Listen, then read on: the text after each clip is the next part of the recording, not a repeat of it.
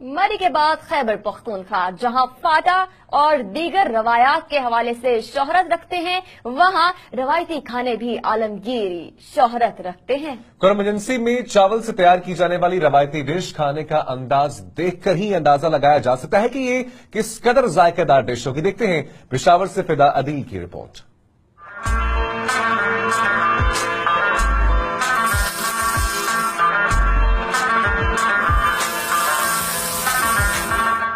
کرم ایجنسی کی اس روایتی ڈش میں استعمال ہونے والا چاول کرم ایجنسی ہی کی پیداوار ہے۔ یہ نہ صرف گھروں میں استعمال ہوتی ہے بلکہ یہ ڈش شادی بیاہ اور دیگر تقاریب میں بھی استعمال ہوتی ہے۔ تیاری کے بعد اس روایتی ڈش کو کھانے کے لیے الگ سے تیاری کرنا پڑتی ہے۔ اس کو دیسی گھی کا تڑکا تو لگایا جاتا ہے مگر گرم گرم گھی میں پیاز تل کر بڑے تال میں پڑی اس ڈش پر پہلے سے ڈالی گئی دہی کے اوپر ڈال دیا جاتا ہے، جس سے نکلنے والی آواز سے ہی اس ڈش کے مزے کا پتہ چل جاتا ہے۔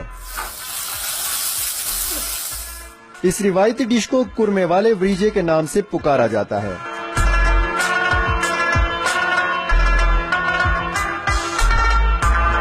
یہ ہمارے کرم ایجنسی کی روایتی ڈش ہے۔ اس کو ہم پانی میں پکاتے ہیں، اس کے بعد اس کو ہم دہی اور دیسی گھی کے ساتھ کھاتے ہیں۔ کرم ایجنسی کی ڈش ہے، آج ہم نے کھایا، بہت مزہ آیا، بہت انجوائے کیا ہم لوگوں نے۔